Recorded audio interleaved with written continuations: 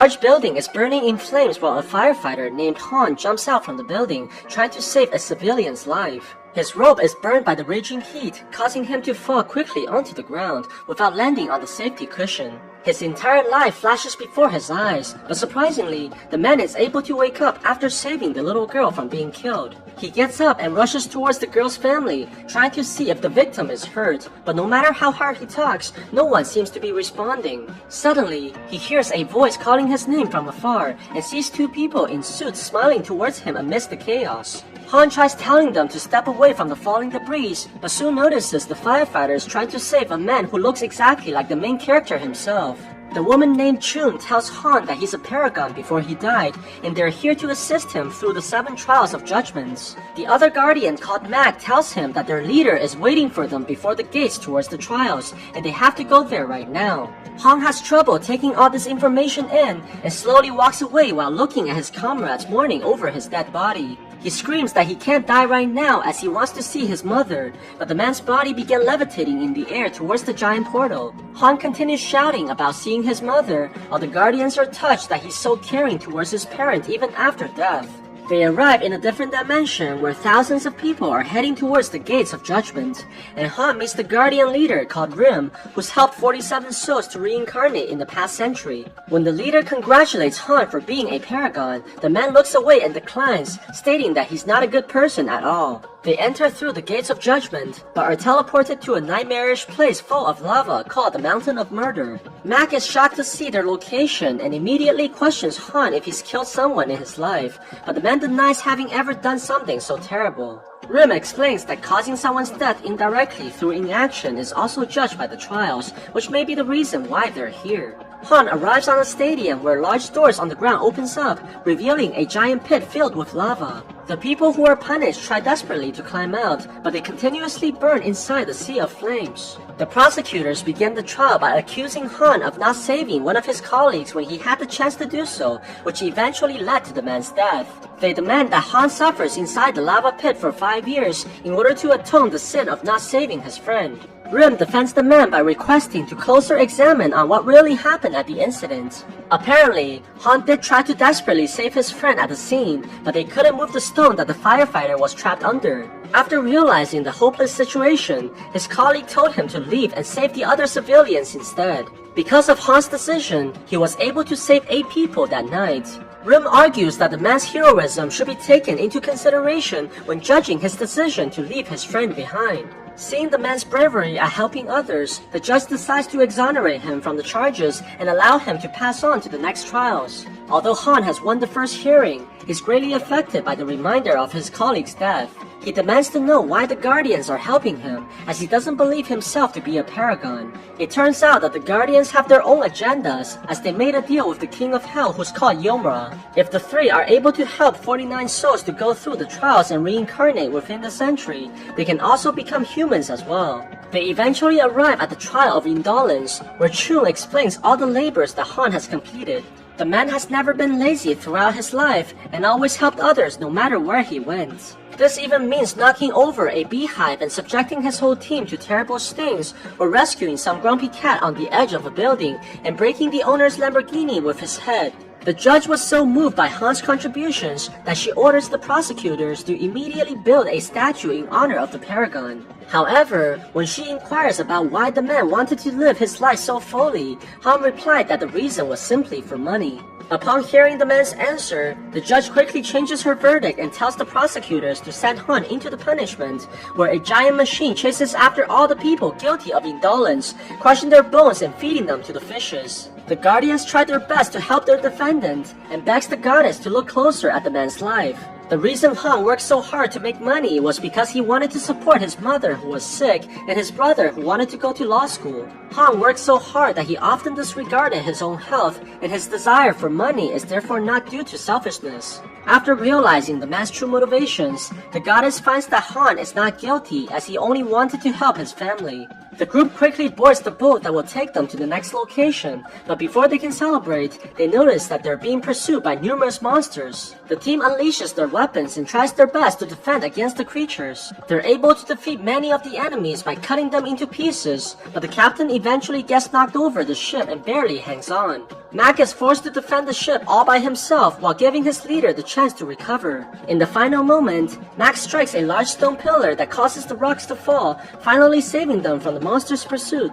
The man explains that this can only happen because the family of Han has died and became a vengeful spirit. In order to stop other monsters from pursuing them in the future, Rim decides to visit Han's family in order to find out the truth about what happened. He goes to Han's residence and notices that the mother is clearly alive. This can only mean that it was the brother Su who died and turned into a vengeful spirit. The evil aura tries to run away while the guardian chases closely behind. Rim tries to stop the spirit by catching and using his weapon, but the ghost manages to avoid the attacks from behind. The two eventually clashes together and knocks the guardian away, allowing the spirit to disappear as Rim looks desperately for his prey. The guardian follows the trail to a military base where he noticed the soldiers talking about Su and referring to him as a deserter. What's even more curious is that the captain and one of his fellow soldiers is clearly hiding something. Rim disguises as a colonel of the army and proceeds to question the captain about Su, accusing him of killing the man. Surprisingly, the captain begins blackmailing the guardian out of fear, which further confirms that he's responsible for the brother's death.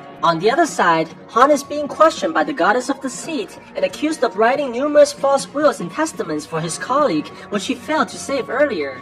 He gave these writings to the man's daughter, lying to her by pretending to be the girl's father. The goddess immediately orders the man to be tied up and prepares to punish him by cutting off his tongue. Luckily, Rim is able to connect to his team through telepathy and argues for Han's actions. It turns out that he also wrote false letters to his mother, lying about how great his life is and how wealthy he became. Rim argues that these are all attempts to comfort the people that he cares about by providing them hope that reality can offer and allowing them to live on. Upon realizing that Han did all this in order to provide others a reason to live on, the deity forgives the man's crimes as the intentions were never to harm.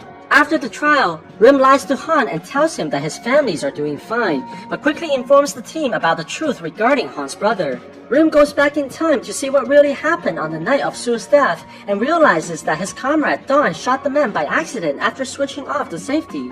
Dawn called their captain right away, and instead of trying to save the dying man, the soldier decides to bury Su and hide the evidence so that his promotion would not be soiled. Rim looks at the body of Su and realizes in shock that the man was actually not dead, forcing him to remember the memories from his past where his father was also buried alive. At the same time, Han has arrived in the hell of injustice, where the people are frozen for years in order to pay for their crime of not helping others. Thankfully, Han's profession as a firefighter means that he'll not be judged here, but instead be allowed to move on to the next location. During the ride inside the cable car, it's revealed that the Guardians all have their memories erased except for their leader, Rim. Mac tries to stop his teammate from revealing any more about their limitations, but accidentally informs Han that his brother is in fact a vengeful spirit. Upon realizing the truth, the man's unstable psyche shakes the entire room and breaks the cable car, nearly dropping his Guardians below.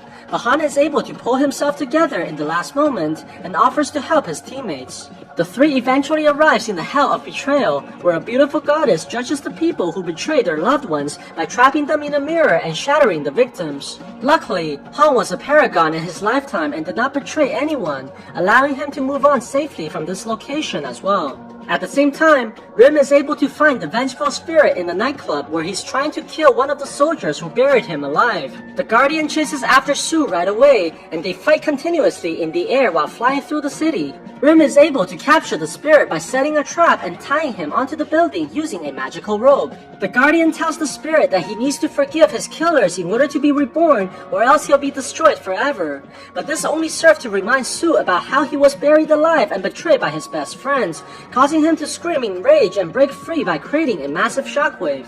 On the other side, after drinking numerous amounts of alcohol, Dong has decided to give the location of the body to Su's mother, unable to bear with the guilt any longer.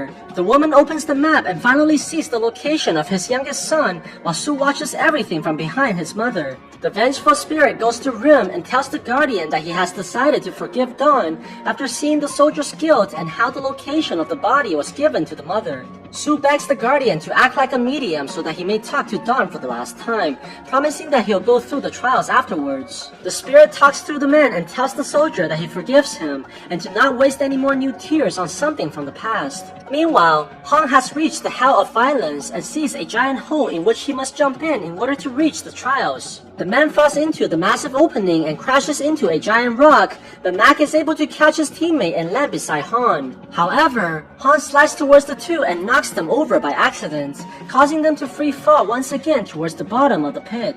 Mac rushes towards the two while Han is able to grab the girl and tries to save her from the crash just like before he died. Surprisingly, their fall is quickly stopped at the last moment after reaching the bottom. The trial of violence begins and the prosecutors accuse Han of beating up his brother in high school. This action was especially unforgivable as the young boy was suffering from malnutrition due to how poor the family was at the time. In fact, Han never sought out forgiveness after the fight as he ran off away from his family the very next day and never went home ever since. The judge decides quickly that the man is guilty of violence towards his own family and plans to send him into a pit where people are constantly hit by rocks as punishment. Seeing that Han is about to be sentenced, Chun quickly demands the judge to hold off the conviction and look at the final trial together with the current one as they're closely related. This play is very risky as it requires the Guardians to forfeit their powers in the afterlife if Han was found to be guilty on the next trial. Unfortunately, the Guardians quickly learn the truth about what happened on that night of the fight. Su woke up after seeing his brother kneeling before their mom and demands to know what Han was doing, but soon finds out that the boy was trying to kill his own mother using a pillow. Su tried to stop his brother immediately, which caused Han to eventually drop the pillow and begin punching the young boy continuously with anger. It turns out that Han felt very hopeless at the time of his life as their family was so poor and his mother was gravely ill. The only way he believed that can end their suffering was through death and nothing else. This is also why he felt extremely guilty afterwards and ran away from home, never returning to his family ever again. After hearing this, the Guardians become hopeless as they realize that there is no way they can win the trials now, especially in the final hell of filial impiety. At the same time, Rim is trying to bring Su towards his body so that the spirit can finally begin the journey towards reincarnation as well. When they arrive at the military camp, Su is surprised to see that his mother is here, begging the soldiers to bring her to her son's body. The captain of the army sees this and rushes towards the woman, ripping her sides into pieces and pushing her onto the ground, causing her to faint in the exertion. Su sees that his mother is being attacked by his killer and becomes engulfed in rage, quickly turning into the vengeful spirit that he was before. He breaks free from the restraints and grabs onto the Guardian, throwing the man away using tremendous force. Su's fury becomes so intense that he turns into a giant tornado, engulfing all the soldiers in the area and opening a gateway towards the afterlife itself. The vengeful spirit tosses everything around and creating massive chaos, while Rim tries desperately to save all the people from being killed. Luckily, Mac is able to charge into the living world through the portal and launches at Su, breaking away the giant statue and stunning the enemy. Rim takes the chance and charges in as well, capturing Su using a magical rope and finally putting a stop to the rampage. Meanwhile, the trial of Han begins at the other end as King Yomra himself decides to be the judge for the case. The deity charges the man with attempting to murder his own mother and beating his brother in such a desperate time. The king also reveals that Han's mother actually knew about her son's attempt to kill her, but remained silent and kept all this tragedy inside her heart, which makes the man's crime even worse. The deity concludes that Han will be punished forever in this hell as he tried to commit the worst thing possible of killing the one who gave him life. Suddenly, the entire realm begins shaking as a voice begins speaking to Han's mother. It turns out that Rim has used his power to allow Su to speak to his mother in a dream, and the son apologizes for his brother. Su tells the woman that Han has worked non-stop for 15 years in order to support them ever since that night, after feeling guilty for what he did. Surprisingly, the mother reveals that she has forgiven her son a long time ago and apologizes herself for not being able to provide for her children. Han hears this and falls into tears, while the king himself has been moved by their display of family. The deity decides that he can no longer charge Han for his crimes, as the victim has forgave him a long time ago, thus allowing the man to be reincarnated. Han hears this and bows towards Chun, thanking the guardians for helping him through the journey, before disappearing into the bright lights. Back in the mortal realm, Rim has decided to bring Su as their 49th reincarnation, planning to achieve their deal for the king so that they can be reborn as well.